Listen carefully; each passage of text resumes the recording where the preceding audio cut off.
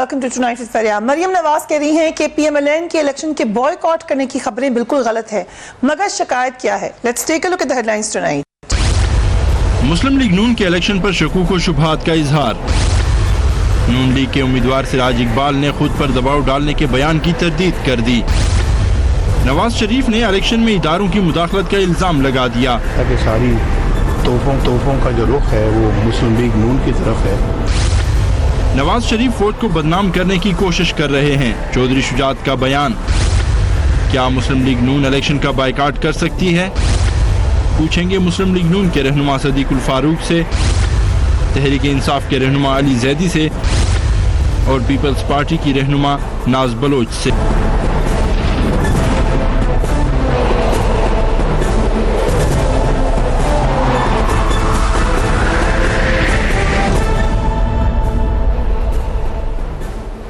And a very warm welcome to the show. Election 2018 में अब से तहरीक इंसाफ और मुस्लिम लीग नून की इलेक्शन मुहिम तो जोरों शोर से जारी है, मगर मुस्लिम लीग नून की इंतखाबी मुहिम में नवाज शरीफ की अदम मौजूदगी की वजह से अभी तक वो दमखम नजर नहीं आ रहा जो हमने पिछले इलेक्शन में देखा था। पार्टी के सदर शहबाज शरीफ कौमी हुकूमत बनाने और मुफाहमत की बातें भी कर रहे हैं, मगर नवाज शरीफ एक बार फिर बराह रास्त फौज पर इलेक्शन में मुदाखलत और नून लीग के उम्मीदवारों को धमकाने का इल्जाम लगा रहे हैं। 2 रोज कबल मुल्तान ही में 219 से मुस्लिम लीग नून के उम्मीदवार सिराज इकबाल ने यह इल्जाम लगाया कि उन पर इलेक्शन से दस्तबरदार होने के लिए दबाव डाला जा रहा है। देख लीजिए कि सिराज इकबाल साहब ने उससे क्या कहा था। मुझे बुलाया वहाँ पर आर्मी के ऑफिस में, मुझे कहा जी आप इलेक्शन लड़। मैंने कहा जी मैं मुल्क का शहरी हूँ, मैं इलेक्शन लड़ूंगा सिर्फ आवाम की खिदमत के लिए। मुझे लगा जी आपका कारोबार तबाह कर देंगे, आपका घर बर्बाद कर देंगे, आपके माँ बाप को नुकसान पहुँचाएंगे। मैंने कहा सर मेरा कसूर क्या है? सही रेट में ये मुझे ऐसा थप्पड़ मारे हैं, ये मेरे मोबाइल और मुझे सर मेरे साथ दूसरा समय आज तक अगर ज़राअत वाले आते हैं तो ज़राअत वाले पहले वहाँ सैंपल लेते हैं। सिराज इकबाल के इस बयान पर नवाज शरीफ ने कहा कि इलेक्शन में प्री पोल धांधली की जा रही है, इदारे लोगों पर वफादारियां बदलने के लिए दबाव भी डाल रहे हैं। उन्होंने ये बात की, लेट्स वॉच हिम। मुल्तान में हमारे जो एमपीए के जो उम्मीदवार हैं राना इकबाल सिराज, उनको थप्पड़ मारे गए हैं और उनसे ये कहा जा रहा था कि तुम टिकट वापस करो मुस्लिम लीग का और ये इलेक्शन मत लड़ो मुस्लिम लीग नून की टिकट से, वरना हम तुम्हारा कारोबार तबाह कर देंगे और हम तुम्हारे बच्चों के साथ, तुम्हारे ख़ानदान के साथ ये सलूक करेंगे। आप जानते हैं कि उनको अपना उनकी लॉयल्टीज़ या वफादारियाँ तब्दील कराई गई और बहुत सारे लोगों को मुस्लिम लीग छोड़कर या पीटीआई ज्वाइन करने पे मजबूर किया गया या उनको जीप के निशान के ऊपर टिकट जो लड़ने के लिए कहा गया। मगर बाद में सिराज इकबाल अपने ही बयान की तरदीद करने लगे और उन्होंने कहा कि उन्हें गलतफहमी हुई थी। Let's watch him. मेरे दोस्तों अजीजों, कल मेरे गुदाब पे जो वाक़या हुआ था, महकमा ज़ात वाले आए थे, मैंने टीवी वालों को इंटरव्यू दिया। जो इदारों के बारे में मेरी गलतफहमी थी वो दूर हो गई है, किसी इदारे को ताल्लुक ना है और मैं इसकी तरदीद करता हूँ। शुक्रिया। वास्ता। सदीक फारूक साहब, ये क्या हुआ? बिस्मिल्लाहिर्रहमानिर्रहीम। आप मुस्कुरा रहे हैं तो मैंने कहा वो भी बता दें। मैंने ये चीज़ें 2002 के इलेक्शनों में भी देखी। क्या चीज़ है?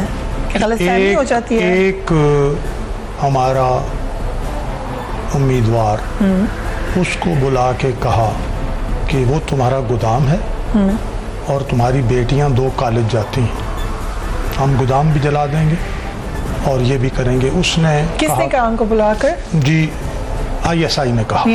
कल आप भी 18 सेकंड का एक बयान दे कहीं आपको भी गलतफहमी? खैर मैं आपको बता दूं, मुझे कोई गलतफहमी नहीं है। Okay, right. मैं कुछ बातें वो जो मैं जानता हूँ वो इसलिए नहीं कहूँगा कि अगर मैं बयान करूँ तो मुल्की मुफाद को नुकसान पहुँचेगा, वो मैं नहीं कहूँगा, लेकिन मैं जानता हूँ। उसको छोड़। उन्होंने फ़ोन किया नवाज शरीफ साहब को, उन्होंने कहा मियाँ साहब गोदाम जलना तो कोई बात नहीं, लेकिन मेरी बेटियों के हवाले से उन्होंने कहा है तो मैं अब नहीं कुछ कर। मियाँ साहब ने इजाज़त दे दी कि आप तब्दील कर लें पार्टी। ये किस शख्सियत का बात कर रहे हैं? मैं इतना sir, this is a big allegation. ये एलिगेशन नहीं है, मैं जो कह रहा हूँ कोई वक्त आया तो मैं बता भी दूंगा। अब वक्त है, मैं आप यही बताऊं। वक्त है ना, नहीं, अभी नहीं क्योंकि आया। सिराज इकबाल साहब नहीं, ने तो अभी अपना स्टेटमेंट मैं दिया है, सिराज फाइल इकबाल साहब के हवाले से ही बात कर रहा हूँ। ठीक। सिराज इकबाल साहब का लंबा स्टेटमेंट जिसमें उन्होंने थप्पड़ भी दिखाए, जिसमें वो इशारा करें कि ये खड़े हैं, ठीक, ये आर्मी के लोग हैं और ये ISI के बता रहे हैं। अब थप्पड़ मारे हैं महकमा ज़राअत ने। मैं उसी से मैं कहता हूँ कि अगर मैंने वो बातें की कि जी बाद में तरदीद करने वाले, तो गलतफहमी होगी, वो समझ भाई रहे ये थे फिर मैं आपसे अर्ज करूंगा कि खुदा की कसम मैं ये बातें जानता हूं। मैं मुल्की मफाद में अब वो बातें सारी नहीं कह सकता कि तरदीदें कैसे कराई जाती हैं, छोड़ें इस बात को ना, मैं कुछ डील करता रहा हूं। मैं बिल्कुल पूरे एतमाद से कहता हूं कि सिराज इकबाल की जो पहली बात है वो बिल्कुल दुरुस्त। हालांकि वो खुद कह रहे हैं कि सही नहीं, खुद नहीं कहे, वो तो ये फिर जबरदस्ती कहा कि ये बदनामी होगी, जैसे न्यूक्लियर मामलात में परवेज मुशर्रफ की मौजूदगी में अपना डॉक्टर AQ खान से बयान दिलवा दिया गया। सर, ये बहुत सेंसिटिव बात है। मैं सेंसिटिव की बात, वो तो आई सामने, न्यूक्लियर प्रोग्राम पे दिस इज नॉट सेंसिटिव। वो तो AQ खान से बयान दिलवाया गया, फिर किताबों में लिखा गया, मैंने भी लिखा, फिर बाद में चौधरी, फिर बाद में डॉक्टर AQ खान ने कहा कि मैंने मुल्की मफाद की खातर वो बयान दे दिया। अगर कहा है तो फिर उसका पास भी रख लेते ना, उस वक्त आपको पता कितना प्रेशर बयान दिया उन्होंने, ह्यूज प्रेशर ऑन पाकिस्तान। ये बयान दिया उन्होंने, कहा मैंने पाकिस्तान के प्रेशर की वजह सिराज इकबाल साहब पे आ जाते हैं। सिराज इकबाल खुद कह रहे हैं कि उन्हें गलतफहमी हुई, लग रहा है प्रेशर। ये जो बाद में कहलवाया गया है उनसे, उनकी मिन्नत तरला करके कहा है, देखें वो एक जुमले में ये बात कह रहे हैं, सारा इल्जाम वो सामने भी कहेंगे, ये सामने खड़े हैं। ठीक है, अगर इजाजत दें तो शरीफ जया साहब हमारे साथ मौजूद हैं, bureau chief Multan. Thank you so much for joining us. Sharif साहब जरा बताइएगा कि ये जो हल्का है जहां सिराज इकबाल साहब खड़े हो, ये इसकी क्या सूरत हाल है? ये क्या स्ट्रॉन्ग कैंडिडेट है इधर के? जी, ये PP 219 से राना इकबाल सिराज जो है ये मुस्लिम लीग नून के उम्मीदवार हैं, और ये कौमी असम्बली का जो हल्का है ये 157 बनता है, जिसमें अब्दुल गफ्फार डोगर मुस्लिम लीग नून के MP MNA रह चुके हैं। यहाँ पर उनका जो मुकाबला होगा वो अली मूसा गिलानी पीपल्स पार्टी, जबकि शाह कुरैशी के बेटे जैन कुरैशी इस इलाके से उम्मीदवार हैं। ठीक है, एक राना बिरादरी है, ये सारे बिरादरी का एक मुतफिका जो उम्मीदवार सामने आया था राना इकबाल सिराज PP 219 से। इनका अपना ये खाद का एक कारोबार है जो कि काफी अरसे से ये वहाँ पे कर रहे हैं, BC चौक के करीब। और यहाँ पे मीडिया को भी ये इत्तला मिली कि महकमा ज़राअत की टीम ने वहाँ छापा मारा। जब मीडिया की टीमें वहाँ पे पहुंची तो उनके साथ जो इकबाल सिराज के जो कारखाने के गोदाम के जो लोग थे, उन्होंने मीडिया को जबरदस्ती वहाँ से धक्के दे के निकाला। और थोड़ी देर बाद जब वो महकमा ज़राअत की टीम वहाँ से जाने लगी, उन्होंने भी बगैर कोई मौका दिए तो वहाँ से रवाना हुए। उसके बाद जब इकबाल सिराज वहाँ पे सामने आए मीडिया के, तो उन्होंने इसको सियासी रंग देने की कोशिश की। वहाँ पे उन्होंने पॉइंट स्कोरिंग भी की, उन्होंने इल्जामात की भी भरमार की, लेकिन थोड़ी देर बाद ही, कुछ ही देर बाद उनका एक वीडियो पैगाम जो है वो फेसबुक पे और ट्विटर पे और बाकी सोशल मीडिया पे अपलोड कराया गया कि उनको ये गलत फहमी हुई थी, क्योंकि उनका ये ज़राई खाद का जो है वो गोदाम था, यहाँ पर महकमा ज़राअत की टीम ने छापा मारा और उन्होंने जो बयान दिया था वो उससे उन्होंने लाताल्लुकी का इजहार किया। और उससे शरीफ साहब, आप तो बिल्कुल अलग कहानी सुना रहे हैं जो सदीकुल साहब का। मुझे ये बताएं इनका जीतने का इम्कान कितना था? ये है अभी तक, ये मैं जानना चाहता हूं। कैंडिडेट है राना बिरादरी के। जी, ये मैंने जैसे पहले बताया है, ये राना बिरादरी है। यहाँ पर राना महमूदुल हसन सेनेटर मुस्लिम लीग नून के अभी मुंतखब हो चुके हैं। ये तमाम मुख्तलिफ इलाकों से ये लोग ताल्लुक रखते हैं और यहाँ पे एक बड़ा इनका होल्ड है राना बिरादरी का। उन्होंने मुतफिका तौर पर ये उम्मीदवार यहाँ पर लाए गए हैं। यहाँ पे तहरीक इंसाफ की तरफ से भी एक उम्मीदवार को राना बिरादरी से ही उम्मीदवार करने की कोशिश की गई थी, लेकिन तमाम फिर इन बिरादरी ने मिलकर राना इकबाल सिराज को जो है यहाँ पे लाया गया। लेकिन जो अमूमी तौर पर जो मुस्लिम नून के कारकुन थे, उन्होंने राना इकबाल सिराज की जो बतौर MPA जो नामजदगी है, इस पर काफी जो है वो अपने खदशात का इजहार किया था। ओके, ठीक है, आई कम टू यू। एक अगर क्विकली, क्योंकि अली ज़री साहब और नाज़ साहब अभी खाद का गोदाम है अपना, तो महकमा ज़राअत का क्या काम है भाई? वो खाद लाते हैं और बेचते हैं। अच्छा, this is a bureau head, वो तो रिपोर्ट कर रहे हैं ना, वो अपनी रिपोर्ट दे रहे हैं। ब्यूरो हेड से भी मैं भी अखबार नवीस हूँ, ठीक रहा हूँ, मुझे भी पता है कि क्या क्या कुछ नहीं होता। मैं आपके जनाब शरीफ साहब का एहतराम करते हुए मैं बताऊंगा कि बहुत कुछ होता है। ठीक है, okay, I come back to you, I come to you Ali Zaidi साहब। पहले नवाज शरीफ साहब ने स्टेटमेंट दी जिसको बाद में उन्होंने कहा, खुद जो कैंडिडेट है उन्होंने कहा कि नहीं मुझे गलतफहमी हुई। सिद्दीक साहब इज कन्विंस्ड कि पहला बयान ठीक था। अभी आपने ब्यूरो चीफ की बात भी सुन ली, ये क्या मामला है? कोई प्रेशराइज कर रहा है पार्टी छोड़े या डैमेज जो होना था 14 टिकट वापस हुए हैं आखिरी डैमेज तो हो चुका है। ये शामिल कर लें कि आखिरी दिन 14 टिकट वापस करवाए गए हैं। नहीं, वो 14 लोग सामने आके बताए ना, फिर हम उसको भी ऐड करेंगे। जी अली जैदी साहब। फरिया, एक तो मुझे ये सिद्दीक अल फारूक साहब की भी वो बात समझ में ये नहीं आती, जो कि चौधरी निसार की बात भी मुझे समझ में नहीं आती कि वक्त आने पे बताऊंगा। हर चीज उनको पता है, वो कहते हैं वक्त आने पे बताऊंगा। ये किस वक्त का इंतजार कर रहे हैं मुल्क? तो बता देना। हेलो जी, वो कह रहे हैं बता दें वक्त आ गया है, अभी वक्त नहीं आया। मैं जिस महकमे का सरबराह था और मेरे कुछ लोगों के मामलात मैं लेके चल रहा था, उसमें एक नेशनल कौमी राज है। कई दफा ऐसा लगता है कि हम एक बात छोड़ के नुक्ता अपना पॉलिटिकल ये बयान के जी एक बयान वीडियो क्लिप सामने आया इल्जाम का, बाद में कहा नहीं मुझसे गलतफहमी हुई है, ये और भी हवालों से सामने आया है, लेकिन मुझे वो सब पता है कि क्या है, इसलिए मैं बताना नहीं चाहता। जी अली मुल्की मामला चौधरी निसार को भी, जैसे सदीक भाई को पता है, चौधरी निसार को भी डॉन लीच का सारा पता है, वक्त आने पे बताएंगे। जद्दाल के विजिट का पता है, वक्त आने पे बताएंगे। और अजित डोवाल के विजिट का पता है, वक्त आने पे बताएंगे। हमें तो समझ में नहीं आता कौन सा वक्त आएगा, किस वक्त ये बताएंगे। चलें छोड़ें, जब बताना चाहें बताएं, नहीं बताना चाहें नहीं बताएं। लेकिन ये पूरा ड्रामा ही है। वैसे अगर आप देखें, काफ़ी दिन से ये नवाज शरीफ की एक एंटी इस्टेब्लिशमेंट, एंटी जुडिशरी, मुझे बल्कि अगर कहने की इजाज़त दें बिल्कुल अल्ताफ़ हुसैन की तरह एंटी पाकिस्तान मूवमेंट चल रही है कि हर तरफ पर जो भी हो जाए वो हर एक के साथ सभी उनके खिलाफ हो गए।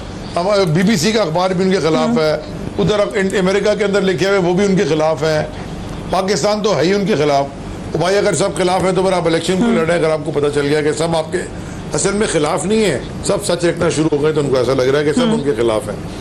बात ये फरिया के भूल गई है कि ये कहाँ से निकले थे, कैसे पैदा हुए थे सियासत में, कौन से जर्नैल की गोद में पले बड़े, फिर किस जर्नैल ने लेके आया। अभी अब तो नॉन फैक्ट हो गया 2013 के इलेक्शन में कैसे इनको जितवाया गया।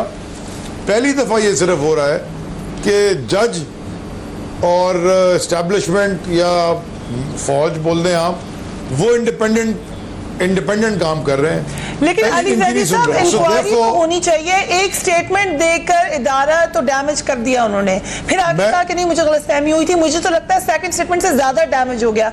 सो कम से कम एक इन्वेस्टिगेशन अब हो जानी चाहिए कि कौन सही कह रहा है कौन गलत कह रहा है। इन्वेस्टिगेशन तो बिल्कुल होनी चाहिए, लेकिन फरिया इन्वेस्टिगेशन खाली बात नहीं है, इन्वेस्टिगेशन होके पब्लिक भी होनी चाहिए, क्योंकि इल्जाम तो पब्लिक ही लगाया है। तो डॉन लीक्स की किधर है JIT? पब्लिक करे ना। उजैर बलोच की JIT पब्लिक कर दें, निसार मुराई की JIT पब्लिक करते हैं, बल्दिया फैक्ट्री की JIT पब्लिक कर दें। आप पब्लिक तो कुछ कर ही नहीं रहे इस मुल्क में। मतलब हम किधर रह रहे हैं? हम कोई भी हम फरिया अदरीस ने और 4-5 बड़े बड़े एंकर्स ने प्रोग्राम कर दिया, 3 दिन ढोल धमाका हो गया, जनाब ये हो गया, चलिए जी अगली बात पे पीछे लो चलें। ये तो एक इल्जाम है, यहाँ तो लोग जला दिए गए जिंदा, पब्लिक क्यों नहीं कर रहे? मुझे कुछ समझा दे। अब तो ठीक है, ये आपकी बात सही है। अब हर चीज का कोई पता पब्लिक नहीं होता। आ जाऊं, आप कॉन्टेस्ट करें आप कैंपेन के वास्ते, क्योंकि फैसल वाडा साहब ने बड़ी शिकायत की। आपके मुकाबिल PMLN के मिफ्ता इस्माइल साहब भी हैं, वकार पगा साहब पीपल्स पार्टी से हैं, जाहिद सईद साहब MMA से हैं। आपको तो नहीं कोई मसला हो रहा कैंपेन में, कोई धांधली, कोई प्री पोल रिगिंग? पिछली दफा आपने लोकल बॉडीज में शिकायत की थी, अभी आप मुतमईन है? अभी तो इलेक्शन की कैंपेन जी अब उरूज पे पहुंच रही है।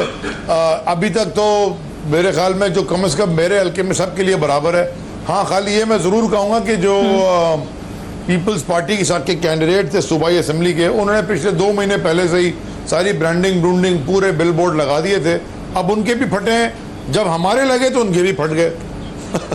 मतलब हमारे एक दिन में फट गए, उनके 2 महीने बाद फट गए, लेकिन अब फट सब उतार दिए गए। जो भी कानून सबके लिए अभी तक तो बराबर चल रहा है, तो अभी तो नजर नहीं आ रहा।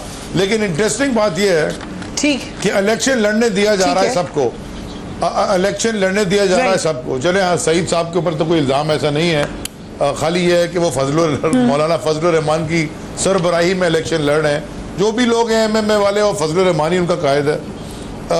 मिफ्ता साहब के ऊपर तो नायब का केस चल रहा है, एक और साहब है रऊफ सिद्दीकी साहब, वो भी इलेक्शन लड़ रहे हैं MQM के किसी एक फैक्शन थे शायद, वो MQM जी वो MQM पाकिस्तान से ही हैं, लंदन के तो नहीं लड़ रहे होंगे, और रफाबे के उनके किधर हैं वो पता नहीं, लेकिन उनका नाम कहा जाता है कि बल्दिया फायर की जो बल्दिया फैक्ट्री में जो आग लगी थी इसमें 250-300 लोग जल के राख हो गए थे, उसकी GIT में उनका नाम है।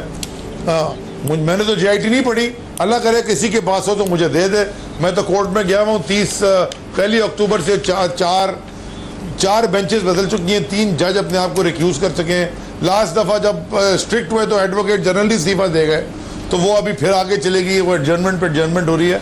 तो ये तो मुझे नहीं पता, लेकिन अखबारों की सुर्खियां ये बनी थी कि रऊफ सिद्दीकी साहब का नाम भी बल्दिया फैक्ट्री की GIT में है और वो भी इलेक्शन कंटेस्ट कर रहे हैं अल्हम्दुलिल्लाह। इस मुल्क में हिसाब किसका है? राइट, मतलब मुझे बता दें कि किसका please make me understand this, मुझे कोई इस मुल्क में समझा दे कि who is playing God, who is playing God, नहीं who is playing God, who is playing God. Asif Zardari, अद्दी, नबील कबोल, पता नहीं कितने नाम उज़ैर बलोच की GIT में, मुझे तो क्या पता। आप कहती थी अगर ये सच है और आपके साथी एंकर्स कहते थे और आपके अखबारों की हेडलाइन सुर्खियां थी और कि उज़ैर बलोच ने यही इंकशाफात किए हैं, वो भाई वो इलेक्शन कैसे लड़ रहे हैं? या तो उनको माफ करो या इन्वेस्टिगेट करो। ये कैसे हो सकता है कि आप मेरे पे इल्जाम लगा दें इतना संगीन और बाकी सब चुप हो जाए? कौन इलेक्शन उनको लड़ने की इजाजत दे रहा है? ये तकरीबन वही सवाल है जो PMLN कभी कभार किया अगर सोचा जाए तो। I'll come to you. I'll come. Okay, so we will ask this question. Election Commission. Thank you for being so patient. जी, election commission and the state rigging एक किस्म की हमें बताई है अली जैदी साहब ने, या एक ज्यादती उनको जो लग रही है वो बता रहे हैं। सदीक फारूक साहब अभी भी कन्विंस्ड हैं कि अगरचे सिराज इकबाल साहब कह रहे हैं कि उनको गलतफहमी हुई, उनको लग रहा है कि उनको गलतफहमी नहीं हुई। हमारे ब्यूरो हेड ने एक और कहानी बताई है, वो कह रहे हैं वो लोग थे ही नहीं किसी इदारे के। What do you think? बिस्मिल्लाहिर्रहमानिर्रहीम। देखिए, ये मैंने आपके प्रोग्राम की इब्तिदा में जो आपने क्लिप चलाई तो मैंने वो वीडियो फुटेज देखी कि पहले वो शख्स जो बयानात दे रहा है उसके बाद अपने ही बयानात की तरदीद कर रहा है। तो ये बहुत ही एक शेदी किस्म की बात होती है कि एक दिन कुछ कहकर दूसरे दिन जो है उस पर मुकर जाना। तो मैं समझती हूँ कि जहाँ पे ये चेमगोइयाँ चल रही थी कि इलेक्शन को डिले करने के टैक्टिक्स होंगे, ये होगा वो होगा, मुझे ऐसी कोई चीज़ दिखाई नहीं देती, क्योंकि मैं समझती हूँ कि तमाम पॉलिटिकल पार्टीज इलेक्शंस के लिए तैयार हैं। सब ने अपने उम्मीदवार जो है वो कैंडिडेट फिल कर लिए हैं, और साथ ही साथ पाकिस्तान पीपल्स पार्टी तो वाहिद पॉलिटिकल पार्टी है जिसने तो अपना मैनिफेस्टो भी आवाम को दे दिया है। तो ये सारी चीज़ों में इलेक्शन की तैयारी के साथ सारे कैंडिडेट्स अपने अपने हलकों में काम कर रहे हैं। और ऐसे ही सेनेट के इलेक्शंस के दौरान भी ये बातें उड़ी थी, अफवाहें उड़ी थी कि सेनेट के इलेक्शंस बर वक्त नहीं होंगे। फिर उसके बाद इंटरिम हुकूमत आई तो कुछ इंटरिम हुकूमत के अंदर ही कुछ वज़रा ने अलल ऐलान कहा कि जी 6 महीने का टाइम होना चाहिए इंटरिम का, जबकि आइन इस चीज़ की कोई गुंजाइश नहीं पैदा करता और आइन में ऐसी गुंजाइश नहीं है। तो मैं समझती हूँ कि कॉन्स्टिट्यूशनली तमाम चीज़ें हो रही हैं, which is a very positive sign.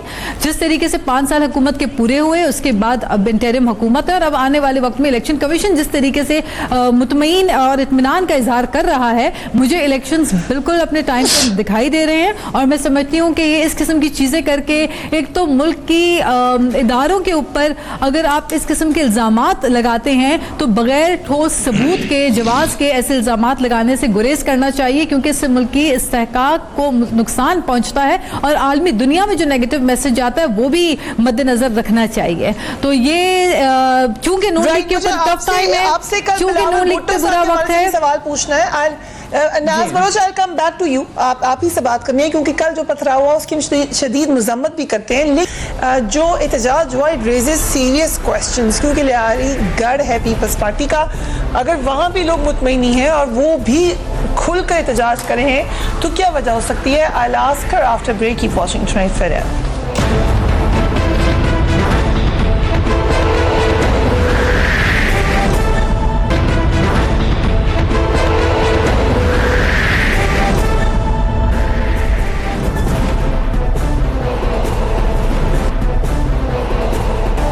Welcome back. Naz Baloch साहिबा, वक्फे पे जाने से पहले लियारी के हवाले से आपसे मैंने सवाल ये पूछना है कि लियारी में एहतजाज पथराव गलत है, लेकिन बहरहाल लोगों ने ये बावर कराया कि वो नाखुश हैं पीपल्स पार्टी से।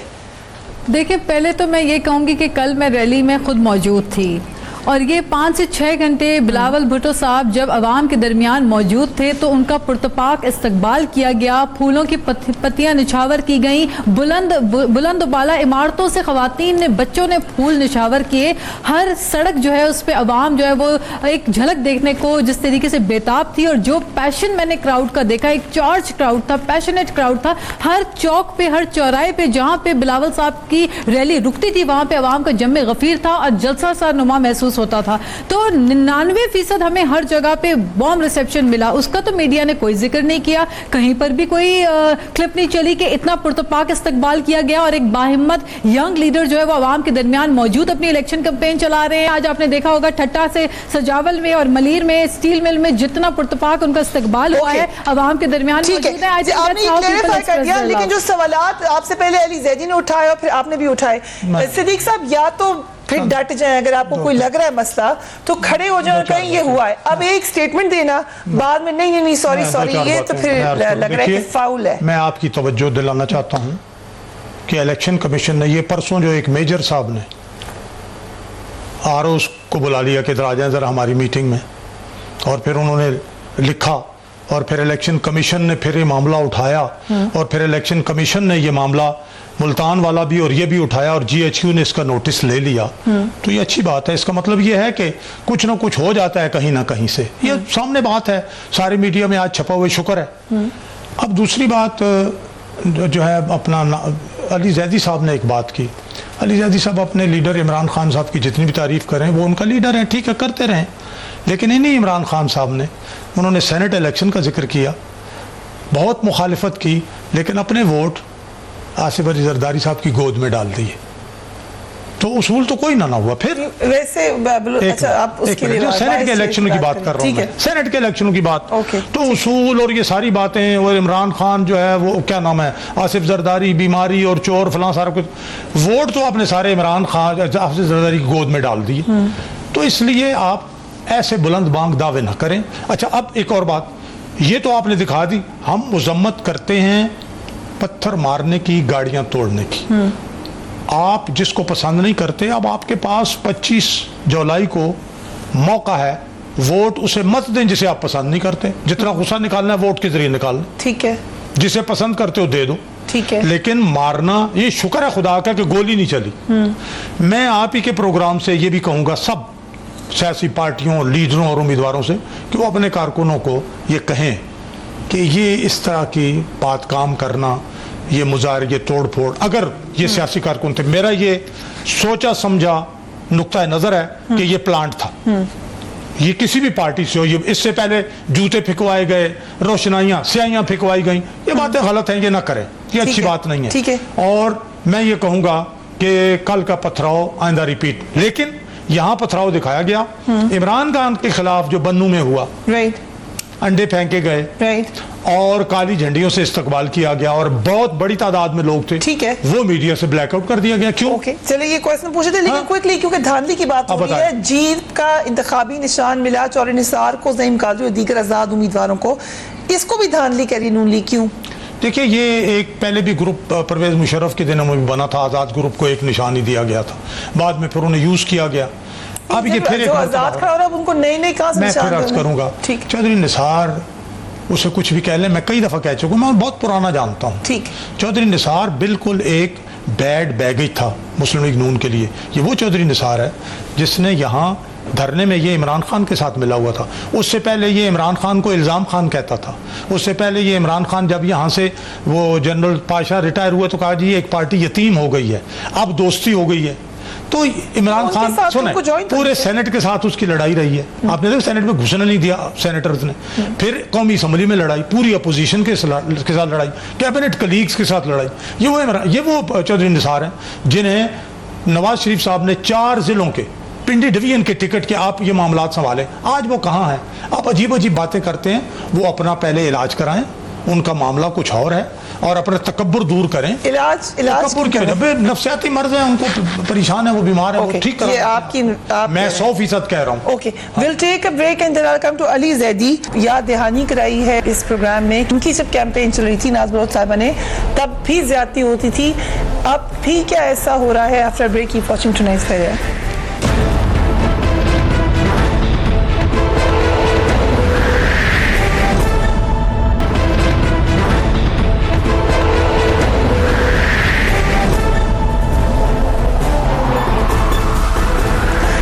वेलकम बैक अली साहब, कम टू। लेकिन एक और डेवलपमेंट भी हुई, चीफ जस्टिस कल रावलपिंडी जाकर शेख रशीद के तजवीज़ किए गए जिच्चा बच्चा अस्पताल का दौरा उन्होंने किया और वहाँ 18 माह में काम मुकम्मल करने का हुक्म दिया।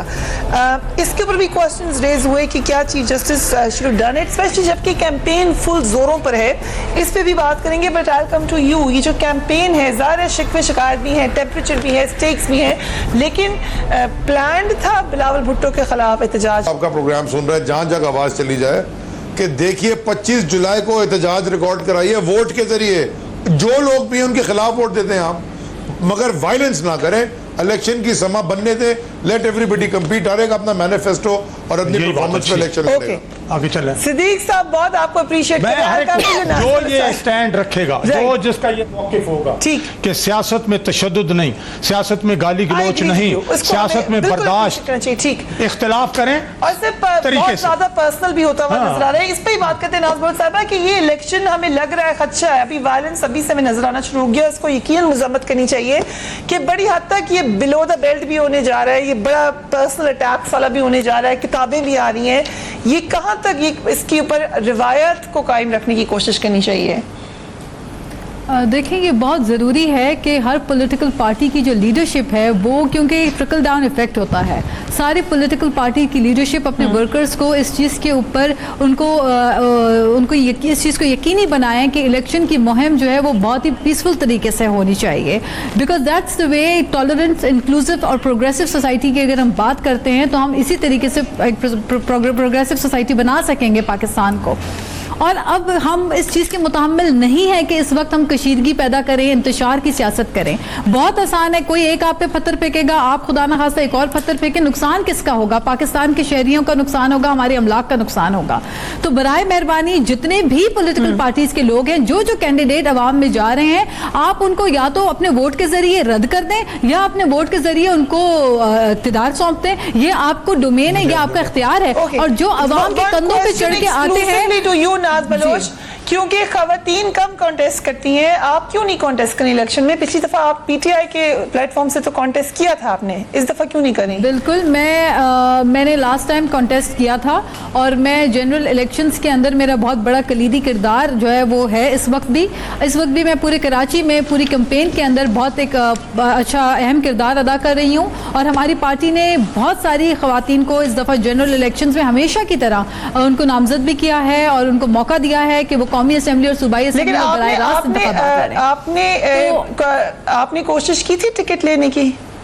देखिए, मैं डेफिनेटली मैं चाहती थी कि मैं इलेक्शन लड़ूं, लेकिन बाद में जब ये है कि पार्टी के पास एक इख्तियार ये भी होता है, खुसूसी निशस्त में जब वो अपनी खवातीन को अकोमोडेट करती हैं, उनको वहाँ पे एक्नॉलेज करके उनकी मेहनत को वहाँ पे पहुंचाती हैं। लेकिन नाज बलोच जिनको पीटीआई ने समझा कि वो कॉन्टेस्ट कर सकती है, मुझे मेरी पार्टी ने भी उसने क्यों नहीं समझा कि आप कॉन्टेस्ट कर सकती हैं? बिल्कुल, मुझे पीपल्स पार्टी ने मौका दिया, मुझे मेरी पार्टी ने मौका दिया और मेरी पार्टी मुझे टिकट देने को भी तैयार थी।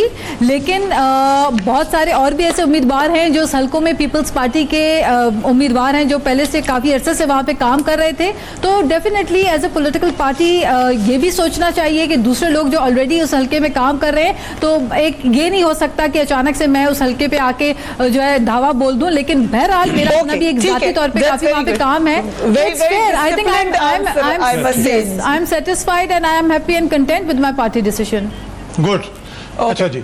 चलिए, आज you are saying good to everybody. काफी हमारा एनवायरनमेंट फ्रेंडली शो है। I am happy that you doing that. मैं इसलिए कर रहा हूं कि मैं एक वर्कर हूं, सीजन्ड, पुराना, ठीक, और मैंने सारा गर्म सर्द देखा हुआ है।